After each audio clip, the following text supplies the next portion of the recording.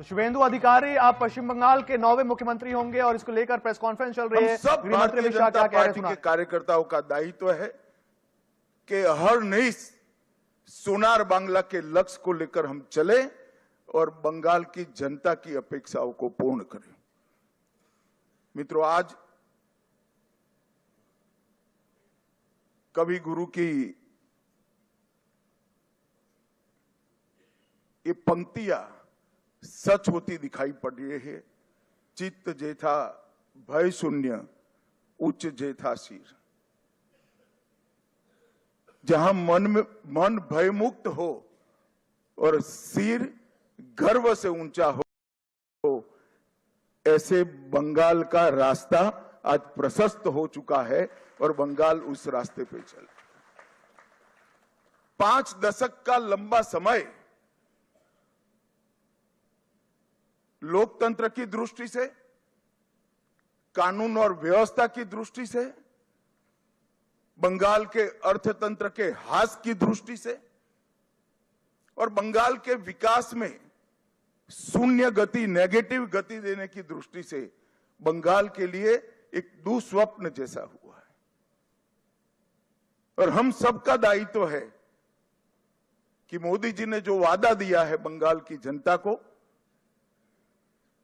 इसको पूरा करने के लिए हम हमारा सर्वश्रेष्ठ बंगाल की जनता को अर्पित करें, समर्पित करें। बंगाल की संस्कृति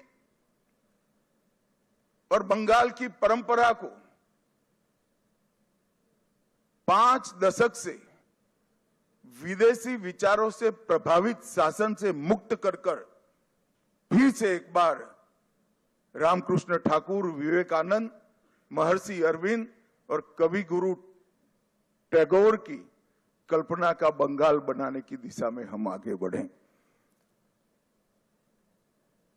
हम सबकी जिम्मेदारी आज से बहुत बढ़ती है। विनम्रता के साथ, जिम्मेदारी के एहसास के साथ किया हुआ परिश्रम ही ये मैंडेट का एक प्रकार से जनता को आभार के रूप में जवाब दे सकता है।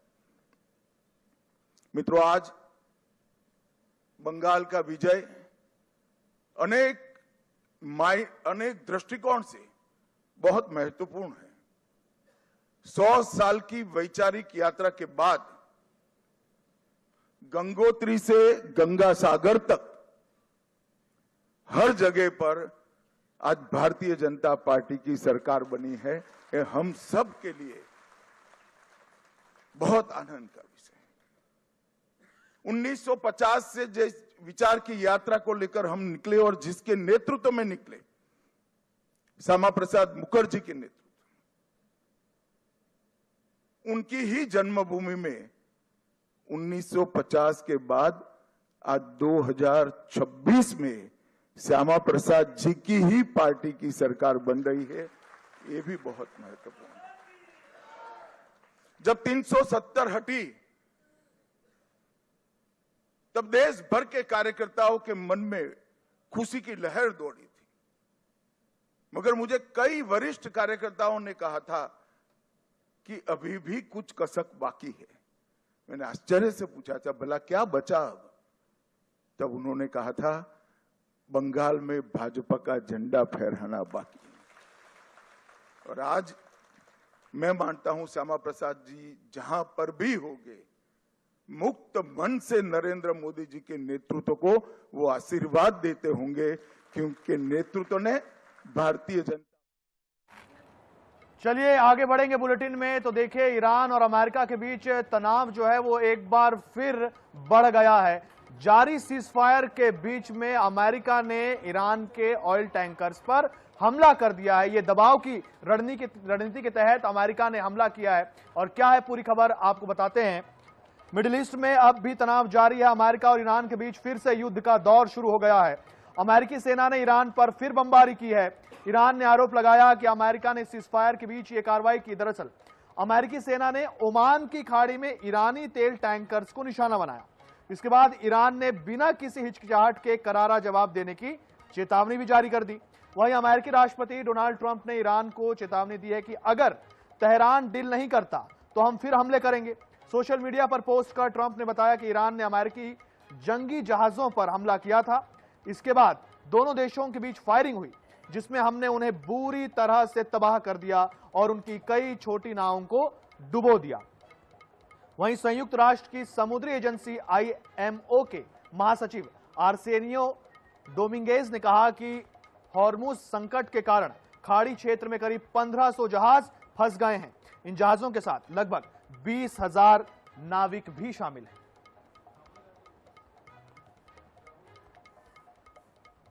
तो देखिए, अमेरिका ईरान का तनाव एक बार फिर बढ़ गया है। अमेरिका ने हमला किया है ईरानी तेल टैंकर्स पर। दरअसल अमेरिका चाहता है कि ईरान उसके सभी शर्तों को मान ले और सीज फायर कर ले, लेकिन ईरान की अपनी शर्तें हैं।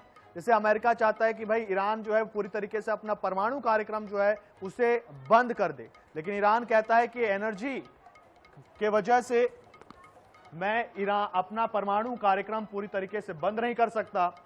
अमेरिकी सरकार और अमेरिकी प्रबंधन का कहना है कि ईरान को यदि परमाणु कार्यक्रम जारी रखने की अनुमति दी गई तो ईरान परमाणु हथियार बना सकता है। इस वजह से ईरान को परमाणु प्रोग्राम कंटिन्यू करने की इजाजत नहीं दी जा सकती और यही सीज फायर न हो पाने का मुख्य कारण है।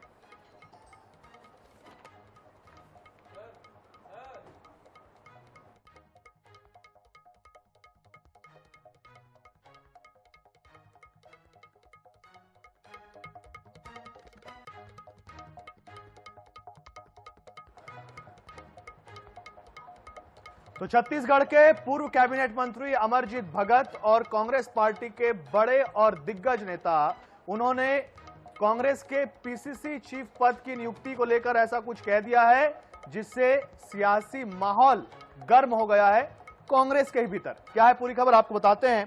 छत्तीसगढ़ के पूर्व कैबिनेट मंत्री अमरजीत भगत ने कांग्रेस प्रदेश अध्यक्ष की नियुक्ति को लेकर बड़ा बयान दिया है।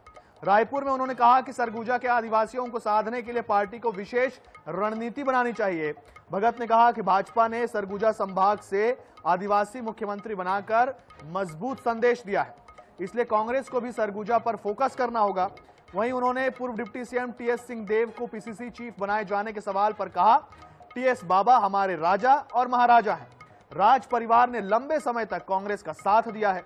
खुद के अध्यक्ष बनने पर भगत ने कहा, मैं आम कार्यकर्ता हूं, मेरे राजनीतिक गुरु अजित जोगी रहे। तो टीएस बाबा का नाम उन्होंने आगे किया है। अमरजीत भगत ने कांग्रेस पार्टी के बड़े नेता हैं, उनकी बात सीरियस ली जाती है और उनके इस बयान के बाद अब कांग्रेस पार्टी के अंदर में ही सियासत शुरू हो गई है। राज परिवार ने सरगुजा में कांग्रेस का लंबे समय तक साथ दिया है, ये कहा है उन्होंने। खुद के कांग्रेस अध्यक्ष बनने पर भी उन्होंने कहा कि मैं तो आम कार्यकर्ता हूं।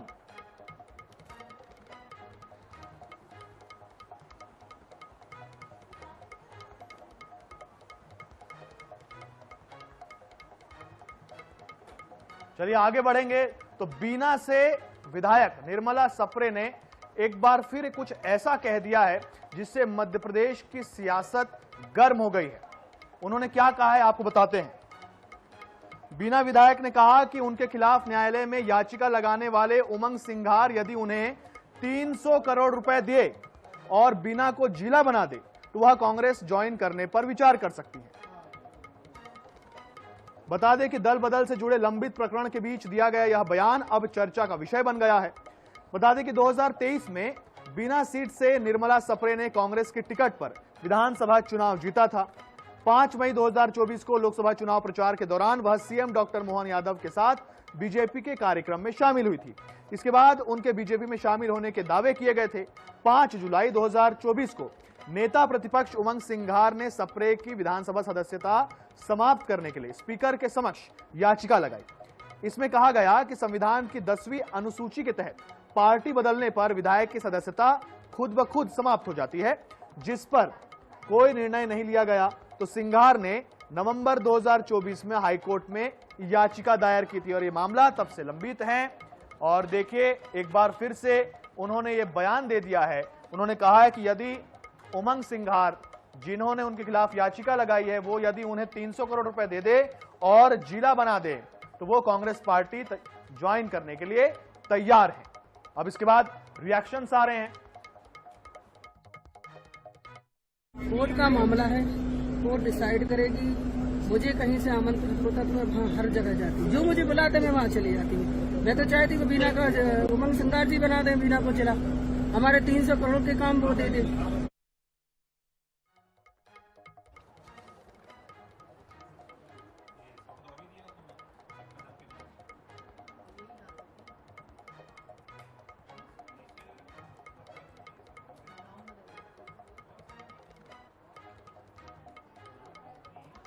कांकेर की 35 युवतियों को नौकरी देने का झांसा देकर झारखंड में बंधक बनाए जाने का एक गंभीर मामला सामने आया है। यह विस्फोटक खबर है।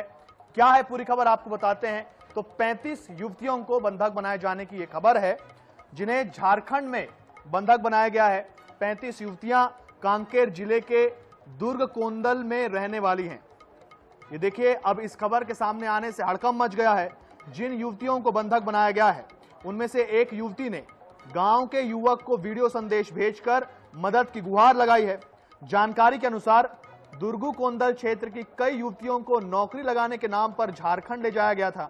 वीडियो वायरल होने के बाद प्रशासन हरकत में आया और झारखंड के गढ़वा प्रशासन और पुलिस से संपर्क किया गया।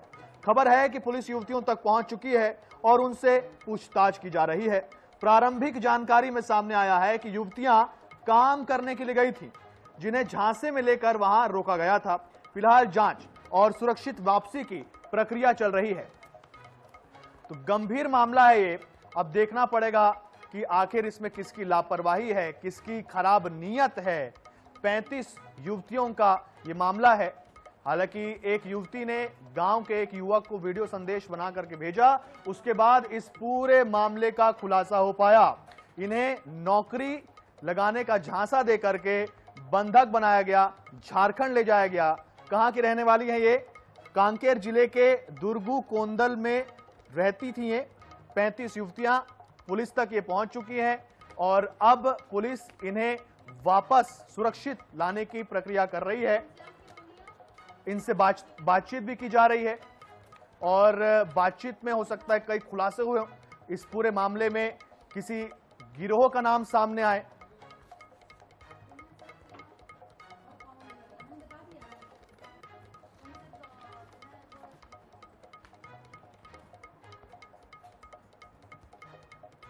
और इसी के साथ 5 का पंच में मेरे साथ इतना ही। देश दुनिया से जुड़े रहने के लिए देखते रहिए INS 24/7। नमस्कार।